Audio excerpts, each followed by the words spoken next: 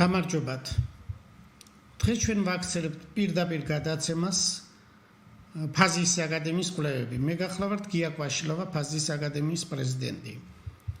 საერთოდ ჩვენი გადაცემა ყოველთვის მნიშვნელოვნად უთმობდა ადგილს საქართველოს უძველეს ისტორიას. და ამ საკითხთან დაკავშირებით ვისაუბრებთ, იმიტომ რომ ქართული სახელმწიფო როგორც განმტკიცების თვალსაზრისით სწორედ ამ მასალებს უნდა იცნობდეს. და ამ მასალებით უნდა ხელმძღვანელობდეს შესაბამისად მეცნიერება, განათლება და სახელმწიფოებრივი აზროვნება ამ საფუძველზე უნდა იყოს შექმნილი. ჩვენ ვისაუბრებთ იმ მნიშვნელოვან დოკუმენტურ მასალაზე, რომელიც ერთგვარად საჭიროა დღეს საზოგადოებამ კარგად იცოდეს.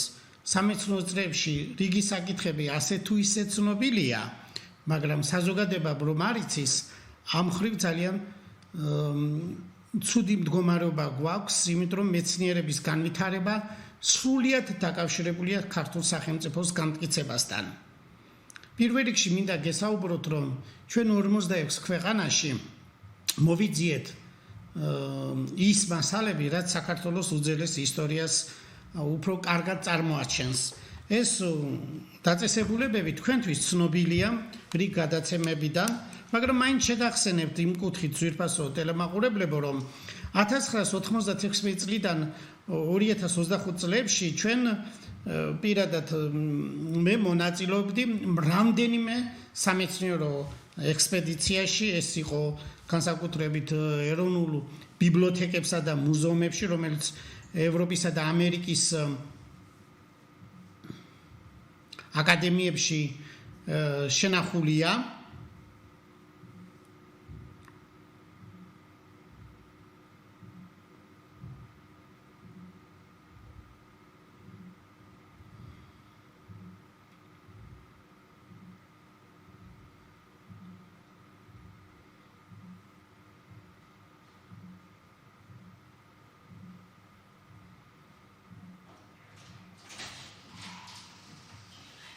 გაითიშა.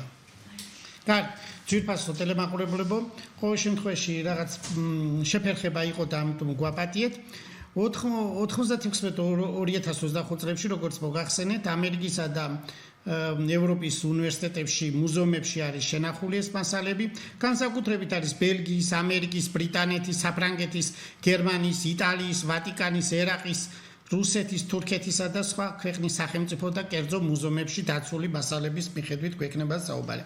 აქვე მინდა შეგახსენოთ, რომ საქართველოს ეროვნულმა ბიბლიოთეკამ ძალიან კარგი მასალა შეიძინა ჰარვარდის უნივერსიტეტის მიერ გამოცემული დაახლოებით 460 ტომი, სადაც არის ბერძნულ და ლათინურად დაწერილი წიგნები შესაბამისი ინგლისური თარგმანით.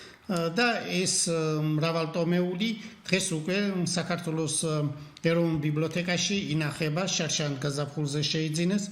ჩვენი მასალების მიხედვით, როგორც ჩვენ ინფორმაციას ფლობთ, ამ მხრივ 550 ტომი იქნება უკვე გამოცემული ჰარვარდის უნივერსიტეტის მიერ. აქ მინდა დავასახელო, რომ ჰარვარდის უნივერსიტეტში სიტყვით შევიდა 1911 წელს ერთ-ერთი დიდი ბიზნესმენი არლონდ ლოები, რომ მას ჰქონდა მოსაზრება, რომ ძველი ბერძნული ლათინური ტექსტებით ხელნაწერები, რომელიც იყო და ძველი გამოცემები, თქვენ იცით, რომ ბეჭდა გერმანიაში დაიწყო გუტენბერგის მიერ და იმის შემდეგ, რაც იყო დაბეჭდილი ასევე ხელნაწერი მასალები, რომლებიც არ იყო გამოქვეყნებული, თავიდან გამოქვეყნებული იყო ჰარვარდის უნივერსიტეტის მიერ.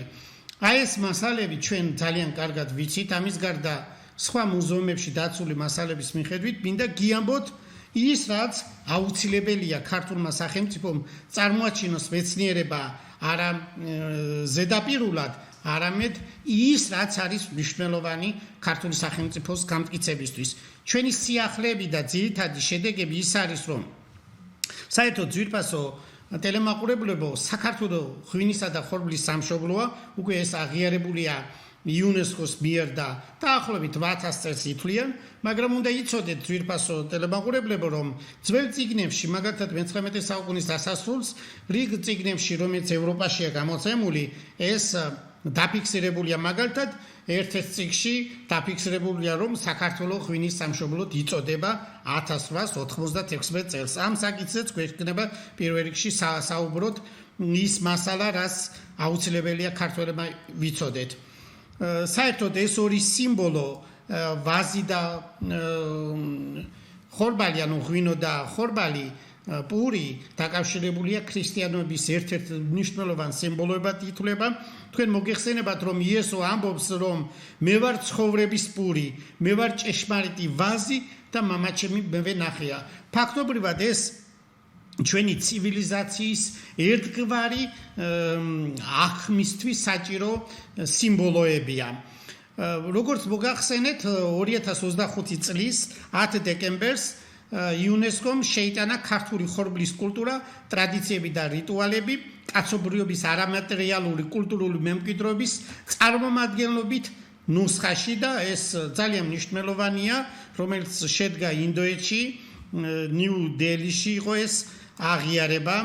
ამის გარდა ჩვენ გვინდოდა გაგვეხსენებინა თქვენთვის რომ რიგი სამეცნიერო ნაშრომები ჩატარებული იყო ადრე, მაგალითად პროფესორი ნელი ბრეგაძისა წიგნი არის საქართველოს მიწათმოქმედების დამოუკიდებელი კერა.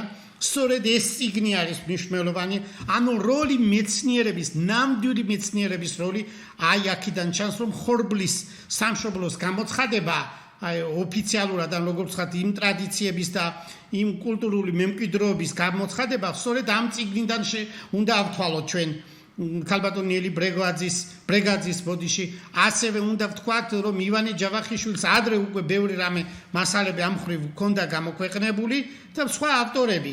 ესე იგი თუ მეცნიერება ძლიერად არ იქნება განვითარებული, რიგი სხვა ფაქტორებიც ვერ წავა წინ. მეცნიერების განვითარებისთვის აუცილებელია სწორედ პროფესიონალი, მაღალი რეიტინგის მქონე მეცნიერების ჩართულობა საერთო სახელმწიფო მშენებლობაში, უნივერსიტეტების განვითარებისთვის, პროგრამების განვითარებისთვის. ჩვენ ფიქრობთ, რომ ამ ხრივ ძალიან მნიშვნელოვანია მეცნიერების როლი, მაღალი კვალიფიკაციური მეცნიერების როლი. ახლა ვიტყვით, ყველა მეცნიერი როგორ შეიძლება იყოს ძვირფასო კოლეგებო, გავამახვილოთ ყურადღება იმაზე, რომ ეს თქვენთვის საწყენად არ ვამბობ, ტელემაყურებლებს ვეუბნები, რომ ხარისხი დაცული არ ნიშნავს, რომ ის მოქმედი მეცნიერია. ეს საწყენად არ მიიღოთ, ვინც არ აქვეყნებს საერთაშორისო მნიშვნელობის კრებულებში სამეცნიერო ნაშრომებს და დღესაც მოქმედი არ არის, აი ესეთი მეცნიერები არ უნდა ჩაუყენოთ სათავეში და ის ვერ უნდა გახდეს სრული პროფესორი. გვეწყინება არ გვეწყინება ამ ხრივ არ ვლაპარაკობ მეცნიერების განვითარებაში სრულად მეცნიერი ის რომელიც ახლა აქვეყნებს მეცნიერებაში ახალ ნაშრომებს ის უნდა იყოს სრული წამყვანი მეცნიერი. ამ ხრივ ჩვენ ორიენტირი უნდა ავიღოთ ისეთ კვალიფიციური მეცნიერების ნაშრომებზე რომელთაც აქვს ძალიან მაღალ რეიტინგულ ჟურნალებში დაბეჭდილი ნაშრომები. აქ მე რადგანაც გესაუბრეთ ხორბლის და ვაზის კულტურასთან დაკავშირებით, აქვე გავიხსენოთ რომ 2008 წელს წარმომადგენლობის სიაში იუნესკომ შეიტანა ქართული პოლიფონია. ეს მასალები რომ არ ყოფილიყო დამუშავებული მეცნიერულად და შემდეგ ეს კვალიფიციურად არ იქნებოდა გაკეთებული, იუნესკო რა თქმა უნდა არ აღიარებდა. 2013 წელს ქვევრში ღვინის დაყენების უძველესი ქართული ტრადიციული მეთოდი. 2016 წელს ქართული დამწერლობის 3 წერითის სისტემის ცოცხალი კულტურა აღიარა იუნესკომ, ხოლო 2018 წელს ქართული ჭიდაობა, რომელიც აღიარებულია როგორც კაცობრიობის არამატერიალური კულტურული მემკვიდრეობის ელემენტები. აქ მინდა გავიხსენოთ, რომ ფაზის აკადემიის წევრის პროფესორ თეიმურაზ ღლონტის დიდი დამსახურება ის არის, რომ მისი ღვაწლით განუზომელია ღვინის მეცნიერებისა და ღვინის წარმოების განვითარებაში.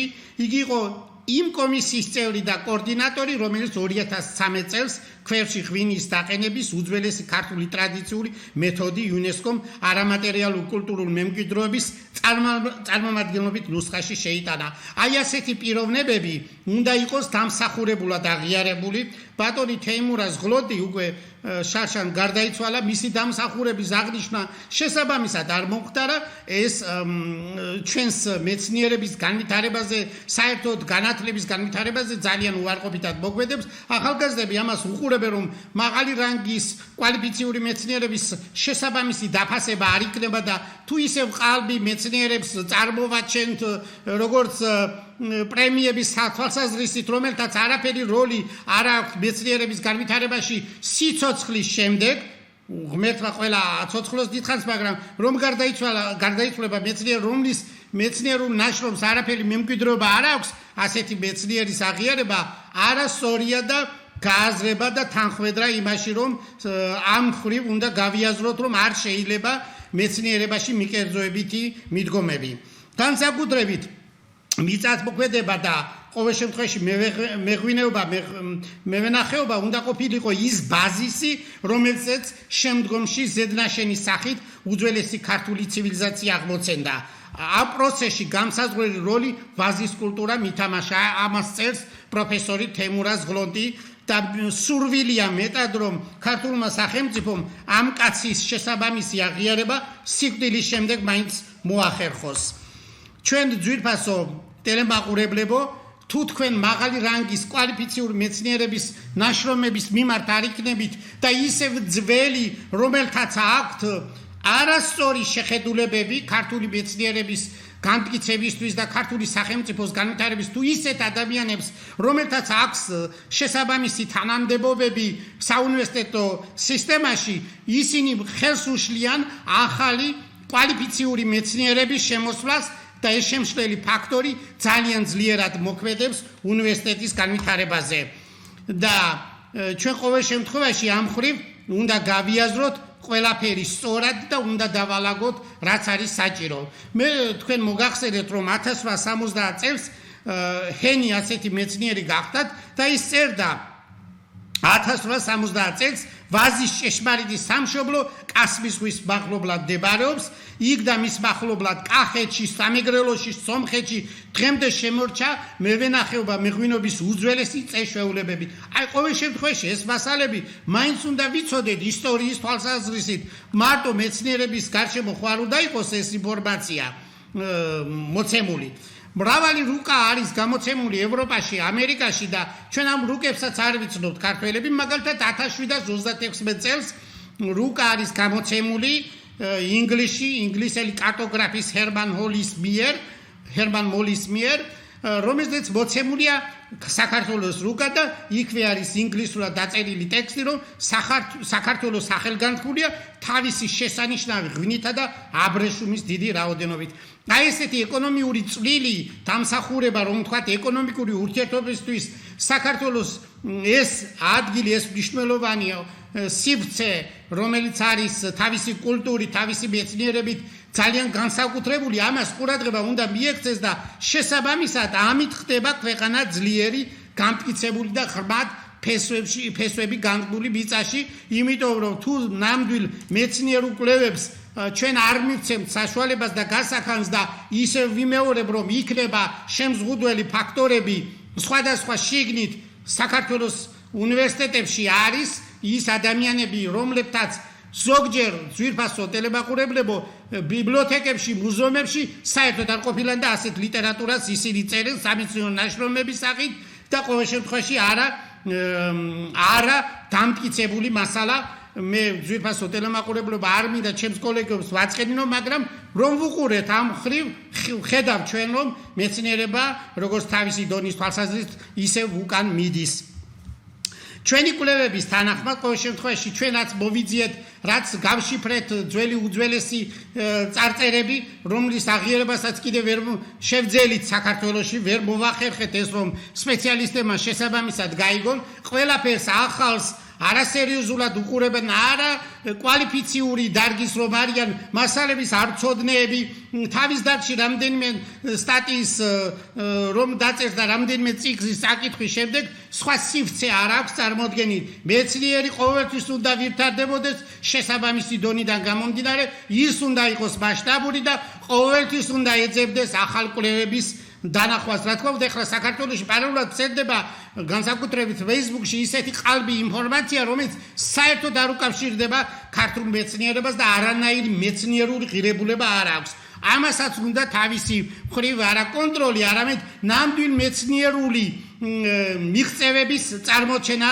საჭირო ეს სახელმწიფოსგან უნდა იყოს გაკეთებული ყოველ შემთხვევაში ჩვენი კვლევების თანახმად ქართული სახელმწიფო იმ წესით იმ ფორმით იმ მეთოდით რაც გააკეთა აკადემიკოსმა თამაზ გამყრელიძემ და მასზე ხელი მოაწერა მაშინდელმა პრეზიდენტმა ედუარდ შევარდნაძემ 3000 წელს აი ამ მეთოდით ჩვენ გვაქვს შესაძლებლობა და ამაზე რამდენჯერმე გითხარით მოხსენებების სახითაც ჰქონდა სხვადასხვა უნივერსიტეტებში და ასევე გადაცემაში ფაზის აკადემიის კვლევებში რომ საჭიროა გადავხედოთ ამ მასალებს იმ კვლევებს რომელსაც მე წარმოვადგენ დაკლასის ხაზოვანი წარწერების დეშიფრაცია რომელიც პროტოკართველურ ენაზეა შესრულებული იქ დააფიქსირებული ტოპონიმების ეთნონიმების და სხვა რიგი მასალების მიხედვით ქართული სახელმწიფოებრიობა კიდევ 1000 წლით ძველდება ბევრ მეცნიერს ეს შესაბამისად ვერ აქვს აქმული იმიტომ რომ ამ მასალებს კარგადაც არ იცნობს ყოველ შემთხვევაში ჩვენი კვლევების თანახმად ქართული სახელმწიფო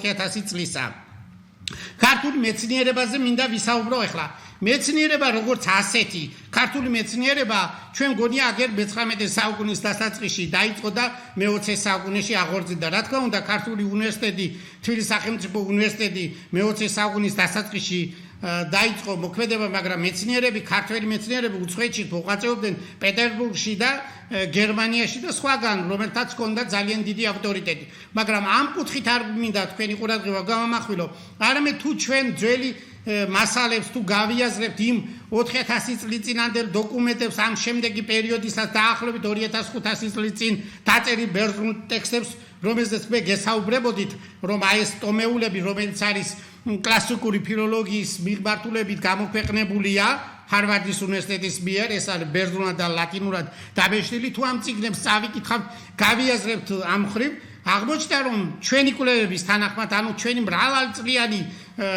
სამეცნიერო ნაშრომების და ასევე ძველი წიგნების გადამუშავებით ეს მარტივი არ არის ძვირფასო კოლეგებო, ძვირფასო ტელემაყურებლებო, ეს არის ის დიდი შრომა საჭირო იმისა რომ მივაგნოთ იმ მასალას რაც მნიშვნელოვანია. აღმოჩნდა რომ პითაგორა რამდენიმე 4 წყაროს მიხედვით, ბერძნულ და ლათინურ წყაროების მიხედვით წარმოშობით პელაზგია. თუ ეს კაცი პელაზგია და ქართველური ტომის წარმომადგენელია, მაშინ პითაგორადან უნდა ავთვალოთ ჩვენ ქართული მეცნიერების ათვლა 2500 წლის წინ. აი ეს ყოველ შემთხვევაში რამდენად ფანტასტიკური უნდა იყოს, მაგრამ არ არის ეს ძალიან მნიშვნელოვანი მეცნიერული სიღრმის კვლევა და თუ ამ იდეასაც გავიაზრებ და შესაბამისად ამას კვალიფიციურად წარმოვაჩენ, ეს იქნება კარგი ქართული სახელმწიფოს გაძლიერებისთვის. ქართული სარწმუნოება ყოველ შემთხვევაში ეს ამ შემთხვევაში ჩვენ საუბარი გვაქვს ქრისტიანობაზე. ქრისტიანობა წელს აღნიშნავს სახელმწიფო 1700 წელს. ეს არის ოფიციალურად 326 წელს გამოცხადებული მეფის კარის მიერ, მაგრამ არსებობს გვაქვს წერილობით წყაროები ბერძნულად და ლათინურად, რომ საქართველოში უკვე პირველ საუკუნის მეორე ნახევარში, განსაკუთრებით 37 და 40 წელი, ეს დაკავშირებული ახალწლით მოგზაურობა დაიწყო და იესო ქრისტეს სიტყვის გავრცელება დაიწყო სიმონ კანანელმა და ანდრია პირველწოდებულმა და ჩვენთან ანდრია პირველწოდებულს აქვს დიდი დამსახურება ამ მხრივ, მაგრამ ეს მასალები, რომელიც ჩვენ ცნობილია, ყველაფერი გონია რომ ეს არის რაღაც მოგონილი, ეს არის წერილობითი ძეგლები, ბერძნულად დაწერილი, რომ მარკიონი ფაზისელი გახდათ ასეთი ფაზის აკადემიის დამფუძნებელი 154 წელს, მას ძალიან დიდი განათლება ჰქონდა მიღებული პლატონის აკადემიაში და ის ასევე ქრისტიანულ მეცნიერულ კვლევებში განსაკუთრებით ახალი აღთქმის თარგმანში ახალი აქტის რედაქტირებაში დიდი ღვაწლი აქვს და ეს სამწუხაროდ არ ვიცი ჩვენ მარგიონ ფაზისელი ზოგი ავტორი მეცნიერის რომელთაც არ აქვს წარმოდგენა ყოველ შემთხვევაში ქართველი მეცნიერების რამდენიმე წიგნშიც არის აღნიშნული ყოველ შემთხვევაში ახლა ვიტყვით მეუფე ანანია ჯაფარიძეს აქვს მაგრამ ადრეულ პერიოდში არის კვლევრები ქართველები რომელიც წინა პერიოდებში მოღვაწეობდნენ მე-17 მე-18 მე-19 საუკუნეებში განსაკუთრებით ამ შემთხვევაში პლატონ იოსელიანს აღნიშნავთ ასევე აქვს კვლევები და აღნიშნული მარგიონ ფაზისელი რომ ის წარმოშობით კოლხია და სხვათა შორის ეს ნაშრომში აღნიშნულია მის შესახებ დაწერილ ნაშრომში რომ ის კოლხეთში დაიბადა ну ეხლა ეს შეიძლება ბევრისთვის არ იყოს გასაგები მაგრამ მარგიონ ფაზისელი პირველი ქრისტიანი ქართველი მეცნიერია რომელმაც ფაზის აკადემია დააფუძნა აი ამ აკადემიის საფუძველზე დგას მთელი ქართული სახელმწიფოებრიობა მათი ღვაწლი არის შეუფასებელი ახლა ამ ბოლო პერიოდში ჩვენ რამდენჯერმე რომ გავაჟღერეთ რომ მარგიონ ფაზისელის დაარსებული აკადემიას 554 წელს სწორედ მოხდა დასავლეთ საქართველოში კოლხეთში სამეგრელოში შეკრება და გადაარჩინეს სახელმწიფო ბიზანტიისა და ირანის იმპერიალისტური დაპირისპირების დროს ფაზისი ანუ ფოთი თუ აიღებდა ირანი მაშინ მთელი ირანი გააკონტროლებდა შავ ზღვას და ასევე დაეცემოდა ბიზანტიის იმპერია ეს არის ეგრისის ანუ კოლხეთის დიდი ომი ახლა ხან გადაიღეს ფილმი თქვენ მოგეხსენებათ პირველ ახზე ჩვენ ამდენჯერმე ადრე სანამ ამ მასალებს გააჟღერებდა საქართველოს პირველი არხი ჩვენ რამდენჯერმე ამ ტელევიზიაში რამდენჯერმე ვაჩვენეთ ის დოკუმენტები ფარტაზის აიეტის გამოსვლის ორატორული სიტყვები რომელიც სხვა წიგნებში სიმონ ყაუჩიშვილის და რამდენიმე კლასიკოს მეცნიერის ნაშრომშია შეტანილი მაგრამ არის ჩვენ მეცნიერები ყავს რომელთაც ეს წერილობითი ძეგლები არ აქვს შეტანილი თავიანთ რიტორიკულ წიგნებში რომელიც ისტორია აუცილებელია ჩვენო საკამათო მასალებს არ შევიტანთო როცა წერილობითი ძეგლი არსებობს 354 წელს თემისტიოსის გამოსვლის სიტყვა საჯარო გამოსვლის სიტყვა არის ოფიციალურად მოცემული ბერძნულად და განათლება მივიღე ფაზის აკადემიაში რატომ არ უნდა იყოს ეს აღნიშნული აი ასეთი დარგის მეცნიერები აფუჭებენ საქართველოს მეცნიერების განვითარებაში ყოველ შემთხვევაში ძვირფასო ტელემაყურებლებო მაღალი კვალიფიკაციის მეცნიერის ცოდნა და შეხედვა ნახვა ეს მარტივი საქმე არ არის ჩვენ ბევრი მეცნიერი გვყავს რომელიც არ ემსახურება ქართულ მეცნიერებას მეცნიერებში მე გულისხმობ ჭყალებს რომელთაც არ აქვს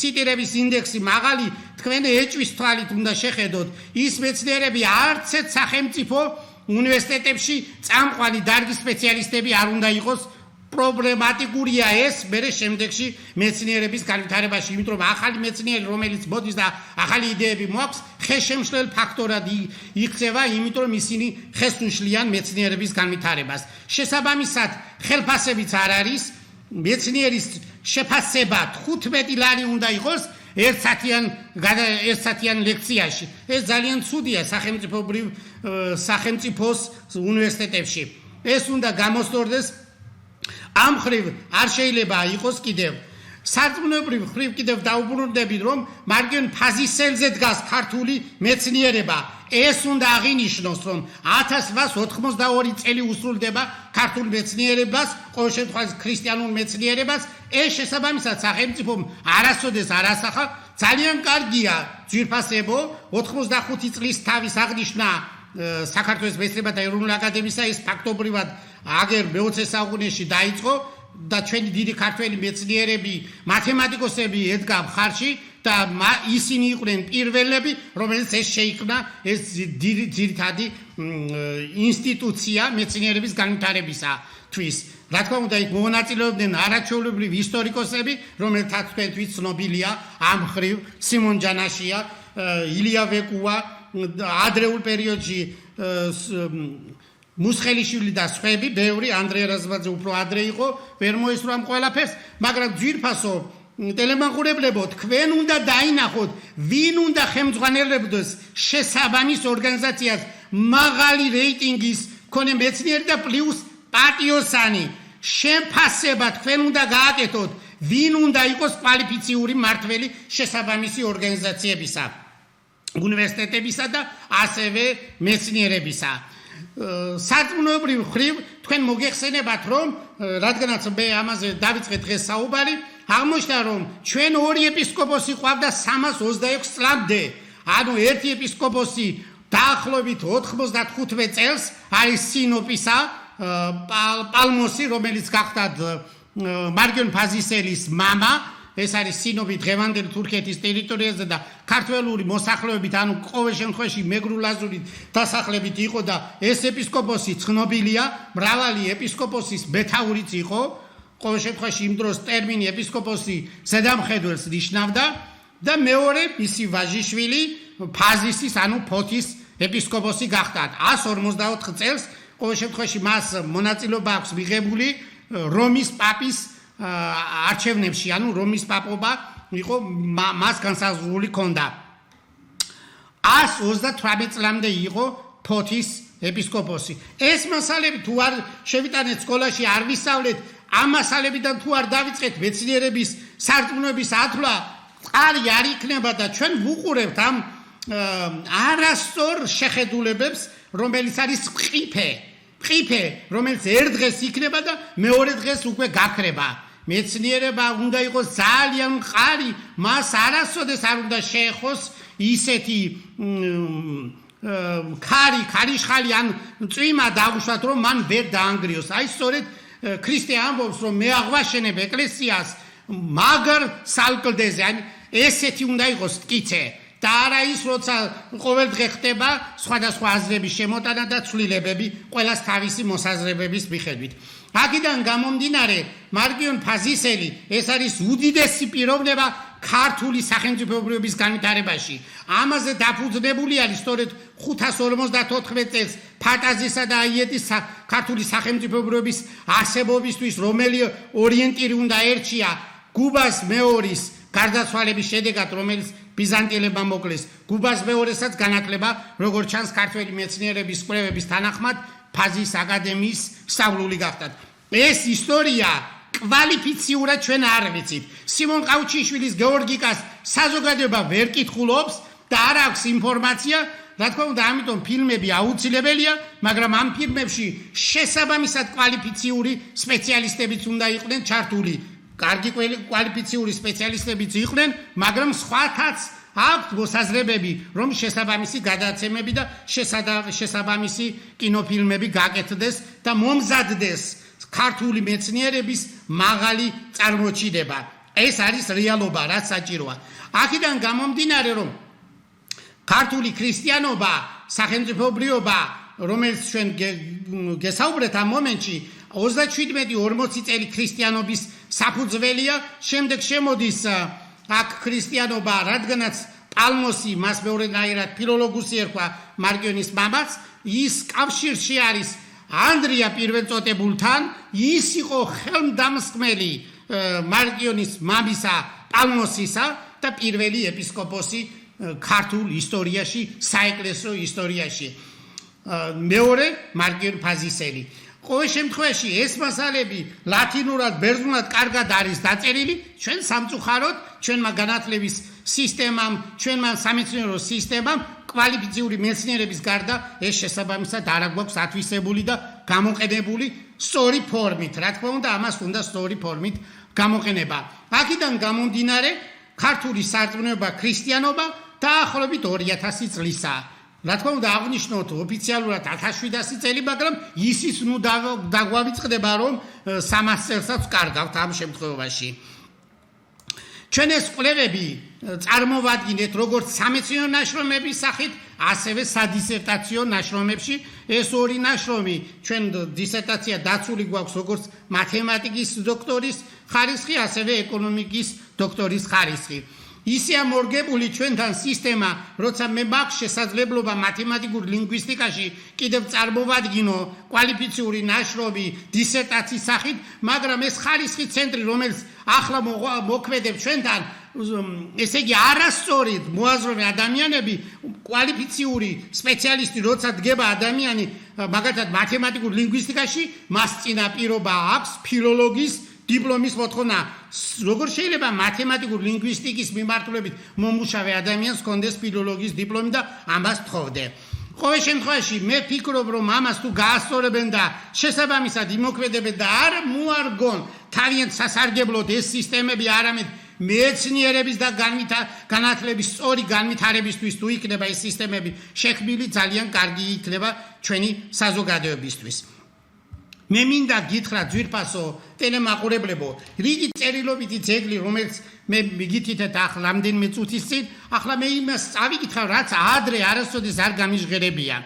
1571 წელს პირველად გამოქვეყნდა ევროპაში წიგნი ფსევდო არისტოტელესი, მიმართ აღნიშნულია ეს თითქოს არისტოტელეს გამოთქმებია, მაგრამ ზოგ კვლევარს მიაჩნია რომ შეიძლება არისტოტელე არ იყოს ამისი დამწერი, მაგრამ ამიტომ აღნიშნავენ რომ ფსევდო არისტოტელეს წიგნი, რომელიც გამოცემული 1571 წელს იქამდე ხელნაწერის სახით ინახებოდა. ეს ხელნაწერები ჩვენ ნანახი გვაქვს და გადავიღეთ ფოტო და ვინახავ ჩვენს პირად არქივში. მაგრამ ახლა შემდეგში რომ ეს დაიბეჭდა წიგნი 1571 წელს ეს წიგნიც გვაქვს PDF-ის სახით და ამ წიგნიდან ამ წიგნში წერია სამხაზიანი ციტატა, როგორც თქვით ფსევდო არისტოტელეს სიტყვებია და ეს არის ბერძნულად და ლათინურად დაწერილი. ამ წინადადებას, სამხაზიან წინადადებას დიდხანს თარგმნით, იმიტომ რომ შესაბამისად ზუსტად გამომეცა მინდოდა ეს ამ ტექსტის თავისი მნიშვნელობა და ახლა თარგმანს პირველად ჩვენ თარგმანს ახლა წაგიგითხავთ ძვირფასო ტელემაყურებლებო. აიეც, რომელიც განისვენებს კოლხეთში, აი ესე წერია სათაურად, აიეტი, ოქრომრავალ კოლხთა მბრძანებელი, აქ ღმერთმა ყოვლის შემძლემ ბედისწერამ დაკრძალა. ეს ეპიტაფია არის სწორედ საფლავის ქვასთან დაკავშირებით, სწორედ ასეთი ტექსტები იწერებოდა ალბათ. მე ნამდვილად ვერ გეტყვით ახლა აიეტის საფლავი არსებობს თუ არა, მაგრამ ყოველ შემთხვევაში წერილობით ძეგლი გვაქვს რომ ასეთი ეპიტაფია, ასეთი ტექსტი არსებობს. ჩვენ რიგი მასალების გარდა გვინდა გიამბობთ რომ ქართული სახელმწიფოებრიობა რატომ არის 4000 წლის? იმიტომ რომ წერილობით ძეგლები, რომელიც არის A-კლასის ხაზოვანი და ის დაახლოებით 4000 წელს ითვლის თიხის ფირფიტებზე, არის მოცემული აია. ამას აღნიშნავთ, იმიტომ რომ აია არ იცის საზოგადოება მეცნიერების გარდა რასთან არის, რა მნიშვნელობითაა, რა თქმა უნდა ეს ასევე ქუთაისაც ერქვა და საერთოდ ქვეყანასაც ეს ჩვენ სკოლებში გვაქვს შეტანილი რაღაცა ფორმით, მაგრამ მაინც ფართო საზოგადოებამ ეს არ იცის. აია წერია ამ თიხის ფირფიტებზე. აია ეს არის საქართველოსთან დაკავშირებული ტერმინი, კოლხეთის, უძველესი კოლხეთის სახელი. აქვე არის სხვადასხვა მნიშვნელობით მოცემული აიას ფორმები. აქვე არის თიხის ფირფიტებზე, როგორც ახაზოვანში ვთქვით ახლა და ასევე მოგვიანე პერიოდის მიკენური ხანის ბერძნულ ტექსტებშიც აია ფიქსირდება. აიეტი, რომელიც არის დაფიქსირებული ბეხაზოვანში და ეს 1952 წელს გაშიფრა ინგლისელმა არქიტექტორმა მაიკლ ვენტრისმა და თელმა სოფლიო მისთვის, ყოველ შემთხვევაში BBC-მ მაშინ გაავრცელა 1952 წელს რომ უძველესი ქართული სახელმწიფოს სახელი კოლხეთის სახელმწიფო არის ნახსენები. აია და ეს წიგნში აქვს შეტანილი მაიკლ ვენტრისსა და ჯონ ჩედვიქს, რომელიც გამოცემულია რამდენჯერმე კემბრიჯის უნივერსიტეტში.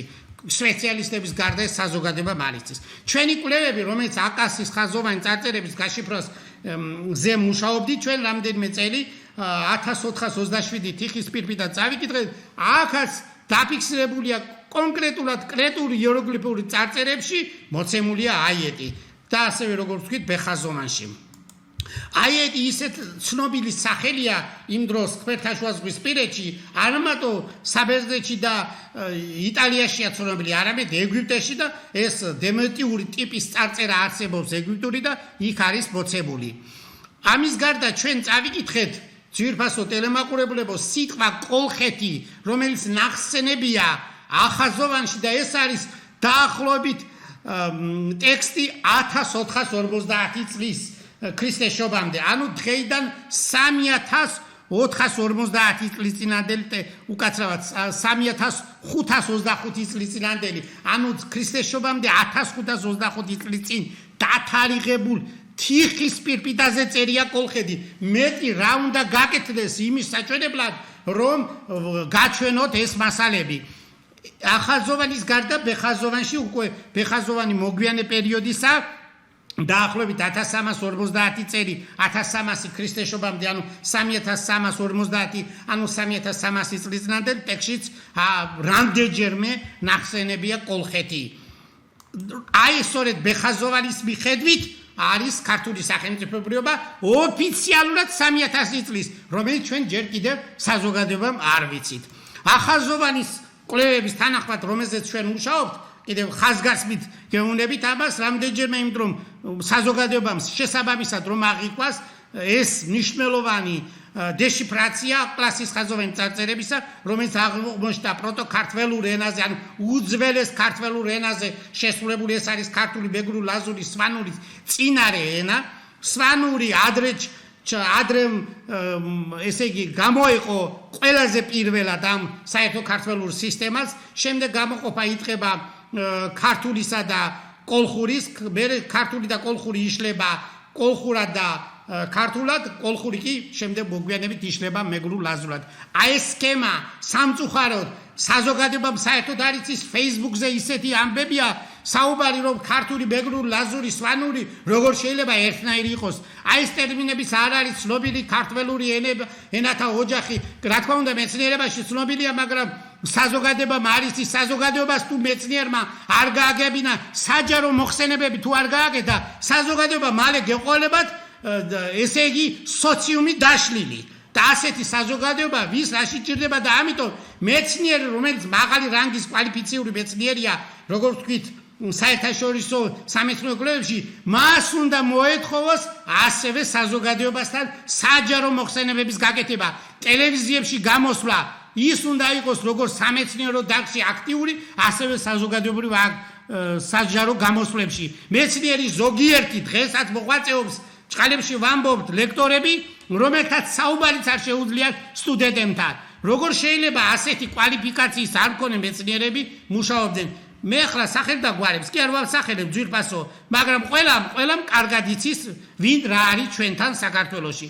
მეცნიერება მაღალ დონეზეა, მეცნიერი მაღალი დონისაა საქართველოში, მაგრამ არ არის სისტემა სწორად შექმნილი. ამიტომ მიდის უკან მეცნიერება. თუ მეცნიერება მაღალ დონეზე არ იქნება, ვერ შედგება ქართული სახელმწიფო.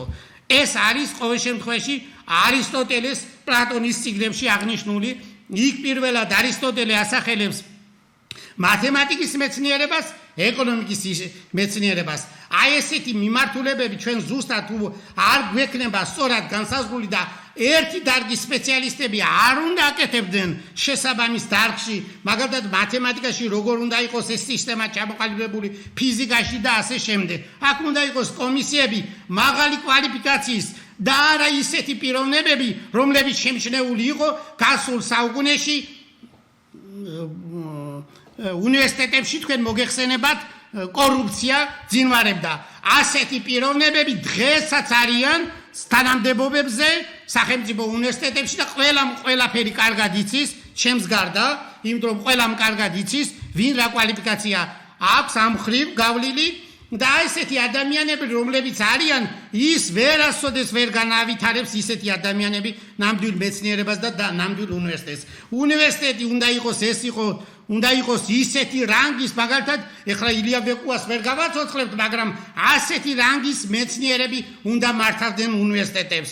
ეხლა შეიძლება ვინმეს ეწყინოს, მაგრამ ძვირფასო ქართველებო, თუ ჩვენ ასე არ მოვიქცევით და ზუსტად ასეთნაირი მეთოდი თუ არ მიუდგებით მეცნიერების განვითარებას, მაშინ ჩვენ შედეგი არ გვექნება და ტყუილად დავკარგეთ ეს 30 წელი ამ ხრივაც და შეიძლება კიდევ რამდენიმე წელი კიდევ დავკარგოთ.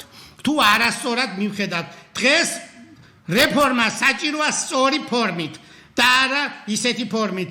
ზოგი არასწორად მსჯელობს, ზოგი რაღაცა სხვანაირად მსჯელობს. აი ეს კვალიფიციური აზრების გააზრება და შეთავსება უნდა მოხდეს.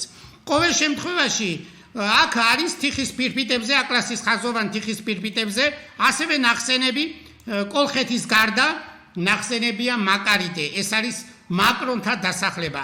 დღევანდელი მეგრელების უძველესი ტომობრივი სახელი იყო მეგრელებისა და ლაზების. ასევე დასახელებულია 4000 წლის წინანდელ ტიხის პირპიტაზე, დაახლოებით ეს არის 1525 წელი ქრისტეს შობამდე, 3525 წლის წინ ნახსენებია ლასიდი. ჩვენ ფიქრობთ, რომ ეს ტერმინი ტოპონიმი ლასეთთან შეიძლება იყოს კავშირში. ახაზოვანში ასევე, რომელიც დათარიღებული 1525 წლით, ნახსენებია კუტე, ეს არის ქუთაისის უძველესი სახელი. შემდეგ ბეხაზოვანშიც არის რამდენჯერმე 7 სხვადასხვა ფორმით მოცემული ქუთაისის სახელი. აი ეს ქუთაისი ან კუტაია, კუტე, ქუთაისი, ქუთეში, მეგრულად და ქუთეში სვანურად აი ამ ფორმებიდანაა აღებული. მე ამ ბოლო დროს ძალიან ბევრი ვიმუშავე ორიგინალებზე, ყოველ შემთხვევაში ოქსფორდში გადავიღე ფოტოსურათი უნივერსიტეტში იყო გამოფენილი ალექსანდრიელი მეცნიერის და პოეტის კალიმაქეს თხზულების მიზეზების პაპირუსის ერთ-ერთი ნაწილი და სწორედ ამ ნაწილზე წერია შემდეგი წინადადება, ყოველ შემთხვევაში ეს თარგმანი ძალიან გაგვიჭირდა, ბერძნულად წერია და ამას აგიგითხავთ ახლა. აქ არის ნახსენები კუტაიელი აიეტი, ანუ ქუთაისელი აიეტი არის ნახსენები. ეს მასალები ცნობილია აკაკი ურუშაძის წიგნში ძველი კოლხეთი არგონავტების ბუნებაში სიმონ ყაუჩიშვილის აკადემიკოს თინათი ყაუჩიშვილის ეს ნაშრომები, ეს კვლევები, წიგნები უნდა წავიკითხოთ ჩვენ ქართველებმა მეცნიერების გარდა ვამბობ. ყოველ შემთხვევაში მათემატიკოსმაც, ფიზიკოსმაც უნდა იცოდეს ეს მასალები, მარტო კლასიკური ფილოლოგიის სპეციალისტებს არ ჭირდებათ ეს მასალა რომ იყოს ცნობილი. საზოგადოებაში უნდა იყოს ცნობილი. ამის გარდა როგორც ვთქვით, ქუთაისზე წიგნი აქვს გამოცემული ბერძნულ-რომაულ წყაროების მიხედვით პროფესორ აკაკი ურუშაძეს, სადაც ეს ყველა მასალა მოცემულია, მაგრამ ჩვენი მნიშვნელოვანი კვლევა ამ ბოლო დროს სწორედ ამ პაპირუსის ტექსტის ამოღება, ანუ გააზრება, ეს არ არის ეს პაპირუსი ისეთი მარტივად ზოგ ადგილას წაშლილია, ну ყოველ შემთხვევაში დაკარგულია ფრაგმენტები და ტექსტის რეკონსტრუქცია, ანუ აღდგენა მარტივი საქმე არ არის, ჯერ ერთი ძველ ბერძნული არის ეს ტექსტი და ქართულის რომ იყოს ძალიან ჭირს ამის აღდგენა და დიდი ხნის მუშაობის შედეგად 10 წლის განმავლობაში სათითაოდ ამ თითოეულ ნიშანს მე ვადარებდი ბერძნულ ნიშნებს და ამის შედეგად იქნა ეს მთელი ტექსტი. ახლა ამ შემთხვევაში ეს ტექსტი დაახლოებით არის 1 2 3 4 5 6 7 8 9 10 11 12 13 14 15 16 სტრიქონი, რომელსაც აკლია ზოგიერთი სიტყვები თვითონ პაპირუსზე არის. პაპირუსი დაიფერფლა, ან ყოველ შემთხვევაში დროთა განმავლობაში რამდენიმე ადგილი გაფუჭდა. და პირველ რიგში კიდევ ერთხელ გავიხსენოთ, რომ ქართული სიტყვები, ანუ უძველესი პროტოქართველური სიტყვები, რომელიც ჩვენი სიტყვებია ეს ტყავი, აღმოჩნდა ჰომეროსის ილიადა და ოდისეაში. ყოველ შემთხვევაში, ამ შემთხვევაში ჩვენ უნდა გავიხსენოთ ილიადას წიგნი ეს ჰომეროსი ბევრს არ აქვს წაკითხული და არ შეიძლება ძვირფასო ქართველებო რომ ჰომეროსის ილიადა და ოდისეა არ ვიცოდეთ, იმიტომ რომ ჩვენი ისტორიასთან არის ბევრი რაღაც საკითხი დაკავშირებული კოლხეთთან, აიასთან, კირკესთან, მედეასთან და ეს ჩვენ არ უნდა ვიცოდეთ.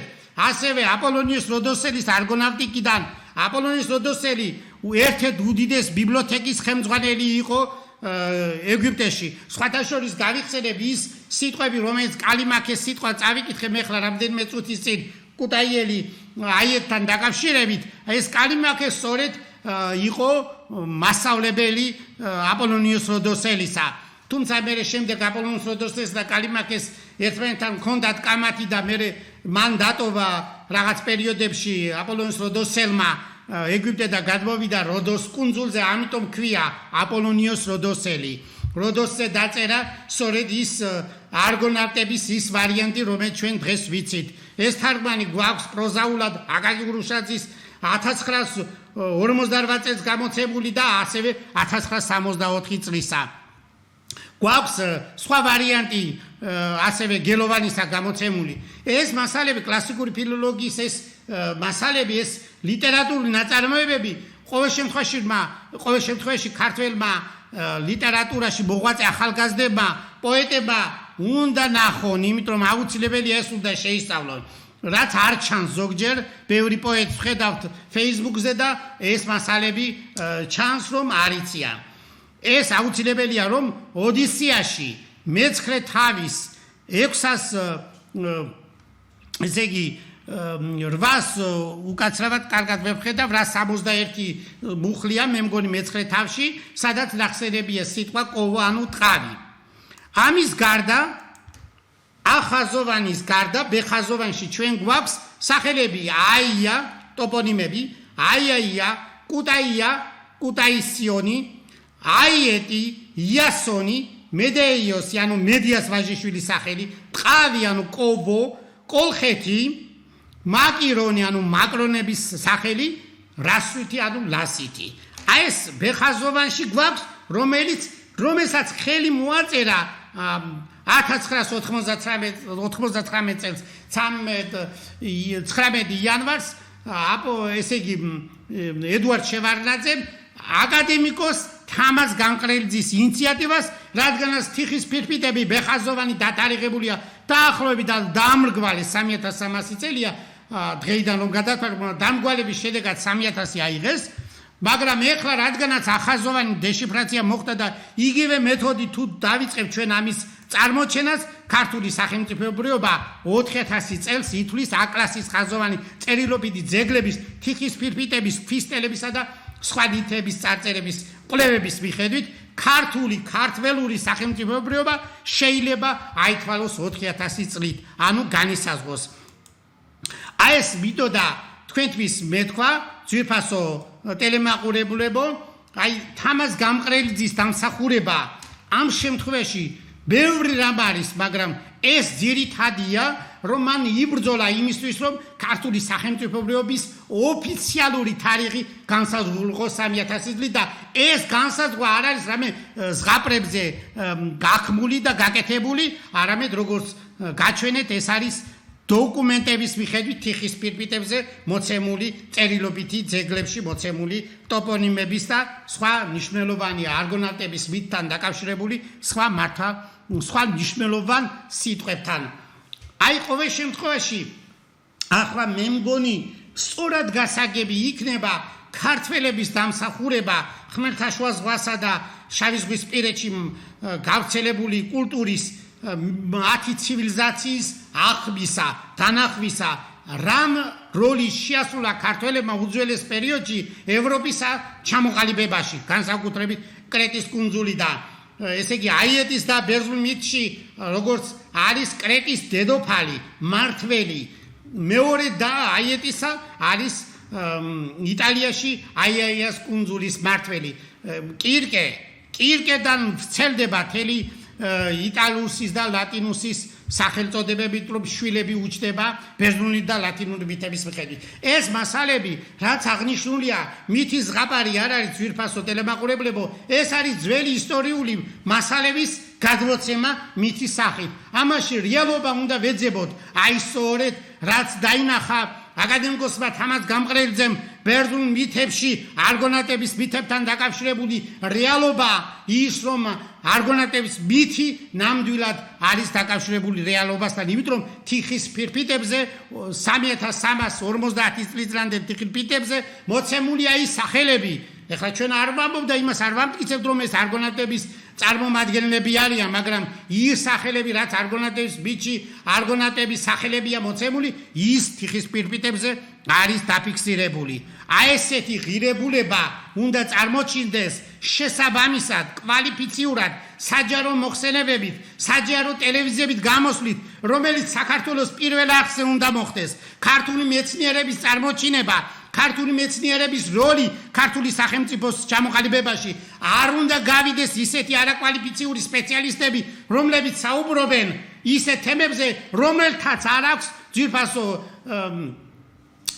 კოლეგებო, წამყვანებო, ძვირფასო მეცნიერებო, არ აქვს გამოცდილება მუზეუმებში, ბიბლიოთეკებში ორიგინალების ნახვისა. ორიგინალებთან არ ქონიათ ურთიერთობა. ამიტომ თუ ასეთი ნამდვილი რეფორმა მოხდება პირველი არხისა დღესაც საქართველოს პირველ არხს არ აქვს სამეცნიერო პოპულარული გადაცემა. ამიტომ როგორ შეიძლება ჩამოყალიბდეს მეცნიერული დიალოგი, მეცნიერული კამათი, მეცნიერული აზრების გაცვლა თუ ასეთი შესაბამისი გადაცემები არ გვექნება. მეცნიერება უნდა განავითაროს საზოგადოება. ყველას რა თქმა უნდა ჩვენ არ მოვთხოვთ მეცნიერულ განათლებას, მაგრამ ყოველ შემთხვევაში ეხლა თქვენ თუ გადახედავთ Facebook-ზე ბევრი ცუდი მოვლენა გაჩნდა საქართველოში. ანუ არამეცნიერულს, ყალბს, ტყუილს, ყველაფერს ერთმანეთში ურევს საზოგადოება და დაკარგა ქართულმა საზოგადოებამ ის სიმაღლე, ის პეწობა, რაც ქართულ მეცნიერებას მე-20 საუკუნეში ჰქონდა. დღესაც კიდე არის შემონახული ეს ყოველ შემთხვევაში ეს დონე, ყოველ შემთხვევაში არის ის მეცნიერები, არსებობს ქართული უნივერსიტეტებში, განსაკუთრებით თბილისის სახელმწიფო უნივერსიტეტებში მაღალი რანგის მეცნიერები და მათ ხელშეწყობა ჭირდება, რომ შესაბამისი მიმართულებით უნდა დაიწყონ მუშაობა. უნდა დაფინანსდეს მეცნიერება სწორად კვალიფიკაციის მქონე მეცნიერები საერთაშორისო კონფერენციებზე უნდა დააფინანსოს ქართულმა სახელმწიფომ, მაგალითად მე არასოდეს სახელმწიფოსგან დაფინანსება არ მიმიღია, ვერც ერთ პროექტში ჩვენ ვერ გავედით, ვერც რუსთაველის პროექტში, ვერც სახელმწიფოს დანიშნულ ახალ პროექტებში როგორ ხდება ეს ყველაფერი არ ვიცით. ეს რომელზეც არის დაფინანსება, კი ბატონო შეიძლება მაღალი რანგის სამეცნიერო ნაშრომი იყოს, მე ვერ შევაფასებ ახლა ვინ რადონის არის, მაგრამ ყოველ შემთხვევაში ჩვენ რასაც ვაკეთებთ, ამას უნდა გქონდეს შესაბამისი სწორი მიმართულება და სახელმწიფომ შესაბამისად უნდა გადაწყვიტოს რა არის ნამდვილი მეცნიერების განვითარება. თუ ქართულ მეცნიერებას მთელ მსოფლიოში, განსაკუთრებით მაღალი რეიტინგის მქონე უნივერსიტეტებში, ოქსფორდში, ჰარვარდში, ევროპის უნივერსიტეტებში და სხვა აღმოსავლეთ უნივერსიტეტებში, ჩინეთში და სხვაგან, ავსტრალიაში და სხვაგან თუ წარმოვაჩენთ, კარგი იქნება. ყოველ შემთხვევაში მე კერძო დაფინანსებით მიხედვით დაახლოებით 46 ქვეყანაში წარმოვაჩინეთ ჩვენი სახელმწიფო, ჩვენი მეცნიერული კვლევები და აქ ყოველ შემთხვევაში ამდენ რაღაც საქმეს გააკეთებ, შესაბამისი დაფასება კი არა, ყოველ შემთხვევაში არის ირონიული დამოკიდებულება. ძვირფასო ქართველებო, თქვენ ძალიან დიდი ვალდებულება გაქვთ ამ პერიოდში, რომ თქვენ მომავალს ხელი შეუწყოთ. მომავალს იმისა გულისხმობთ, რომ სახლს მეცნიერებას უნდა გქონდეს დიდი დაფასება. აბა ნახოთ მეცნიერული ღირებულებას რამხელა ფასი აქვს ევროპაში და ამერიკაში. კაპიკის ფასი არ აქვს ქართულ მეცნიერებას დღეს მეცნიერს არაფერს არ უხდიან სამეცნიერო კვლევების მიმართულებით. ეს სახელმწიფომ უნდა გაითვალისწინოთ. რა უბედურებათ 15 ლარი ერთ საათში ლექციის წაკითხვაში. რა არის ეს კაცო? ეს არის სამარცხვინო. ამიტომ უნდა შეიცვალოს შესაბამისად დარგის სპეციალისტების, სუფთა ადამიანების, რომელთაც არ აქვთ კორუფციაში ხელი გასვლილი. აი ამ ადამიანებისგან უნდა შეიქმნას კომისიები. ისინი ვინც მექთამები იყვნენ ადრე, დღესაც არიან თანამდებობებზე, საუნივერსიტეტო თანამდებობებზე, პროფესორების ადგილი აქვს. ეს ყველა მიცის უნივერსიტეტში და ყველა ცინის ამ ადამიანებზე. ეს ადამიანები დროულად უნდა ჩამოაშოროს ქართულმა სახელმწიფომ და იქ უნდა დანიშნოს ნამდვილი მეცნიერი, თანდაბალი, პროფესიონალი და ის ორიენტირებული, რომელიც იქნება ქართული მეცნიერების განვითარებაში. და მე მინდა ვთქვა, ქართველების უძველესი როლი შეუფასებელია. ყოველ შემთხვევაში ჩვენ კარგად ვიცით ივანე ჯავახიშვილის და მისი მოსწავლეების თანავტორობით გამოცემული წიგნი საქართველოს ისტორია და საქართველოს როლი, ქართველების როლი ასე თუ ისე წარმოჩენილია იმ წიგნში, მაგრამ ეს დღესაც კიდე არ არის საღად გააზრებული და აი დეკასტელის სიტყვებით მინდა თქვა ის აღნიშნო რა როლი აქვს ქართველებს უძველესი სახელმწიფოების კულტურის შექმნაში. ამ თვალსაზრისით ჩვენ გავიხსენებდით მიხეილ წერეთელის უდიდეს შრომებს, მის დამსახურებას, რომელთაც რა თქმა უნდა ეს ეხლა აღინიშნა, რომ ის გმირადაა საქართველოს გმირადაა გამოცხადებული, მაგრამ როგორც მეცნიერი ჯერ კიდევ არ არის დაფასებული მიხეილ წერეთელი. მიხაკოლ წერეთელი ცნობილია, მისი შრომები საკმაოდ მაღალი რანგისაა ქართველური კულტურაზე, და ივანე ჯავახიშვილი, სიმონ ჯანაშია, ბერძენიშვილი და სხვები ბევრია, ბევრი დიდი ქართველი მეცნიერი მოღვაწეობდა მე-20 საუკუნეში. ეს სიმაღლე არ უნდა დაიკარგოს ძვირფასებო. ეს დასაცავია, ეს ღირებულება დასაცავია. თუ ამ ღირებულებას ჩვენ დავიცავთ, მაშინ ქართული სახელმწიფო როგორც ასეთი მტკიცე ჩამოყალიბდება. სხვა შემთხვევაში თანამედროვე ახლანდელ სიტუაციაში თანამედროვე ქვეყნები მაღალი ტექნოლოგიის განვითარების გარეშე ვერ განვითარდება და ის დარგები, რომელიც ჩვენ გვაქვს, შეიძლება ბევრი რაოდენობით არ გჭირდება, მაგრამ ყოველ შემთხვევაში ის რაოდენობა, რაც სახელმწიფოს დაჭირდება და მაღალი რანგის იქნება და მაღალი ხარისხის, ეს აუცილებლად უნდა შევინარჩუნოთ.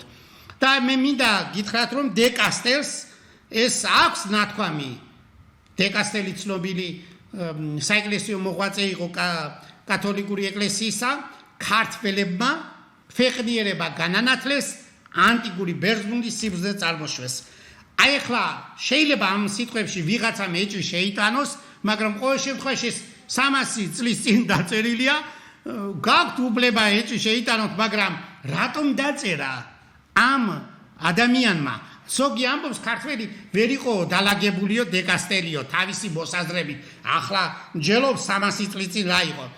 წიგში წერია ეს, ძველ წიგში წერია, დე კასტელის წიგში წერია, ქართული თარგმანი არსებობს 1976 წლისა, დაიჯერეთ გინდა არა ძვირფასებო.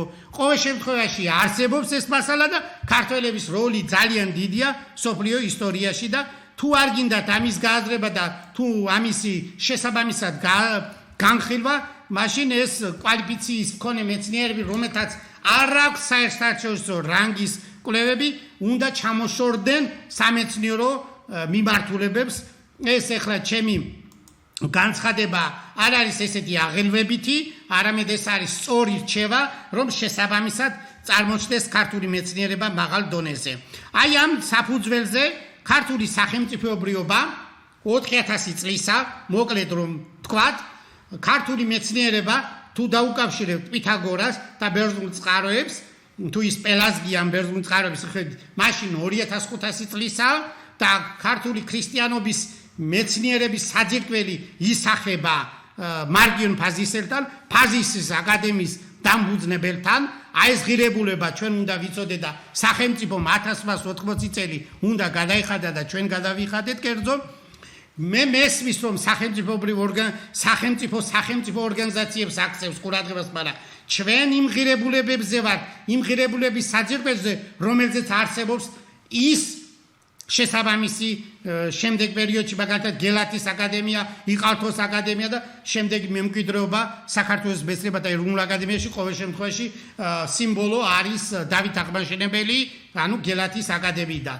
ფაზისის აკადემიის არ შეტანა შესაბამის წიგნებში ეს საკამათო არის იმ თვალსაზრისით ზოგი ამბობს წერილობით ძეგლებში არის ეს ახლა ჩვენ გვეკუთვნოდა თუ არ გვეკუთვნოდა ამას თქვენ ვერ გაარკვევთ ყოველ შემთხვევაში ნახსენებია რომ ფაზისის ახლოს მდებარეობდა ეს სასწავლებელი სადაც თემისტიოსი 354 წელს ამბობს აქ მივიღე განათლება და მამაჩემაც აქ განათლება მიიღო ევგენიოსმა ეს არის და ამის აღნიშვნა რომ არ მოხდა შესაბამის წიგნებში ეს არ არის სწორი ძვირფასო კოლეგებო აქედან გამომდინარე ქართული სარწმუნოება რადგანაც მარგიონ ფაზისელთან არის დაკავშირებული მარგიონის მამასთან პალმოსი ერთადერთი ქართველია რომელიც ქრისტეს 70 მოწაფეთა შორის ერთ-ერთია და ის არის ნახსენები ახალ აღთქმაში მომიკითხეთ დიდი სიყვარულითო ამბობს პავლე პალმოსე ანუ ფილოლოგოსი ქვია აი ამ ღირებულებებზე დგას ქართული მეცნიერება აი ამ ღირებულებებით უნდა ამოვიცნოთ რა შემდეგი რაც უნდა ვთქვათ ამ სიტყვებით მინდა დავამთავრო მათე სახარებიდან მათივე ნაყოფით იცნობთ კარგი ხე კარგ ნაყოფს ისხამს ხოლო ძვუდი ხე უვარგის ნაყოფს ისხამს დიდი მადლობა ყურადღებისთვის კარგად ბრძანდებოდეთ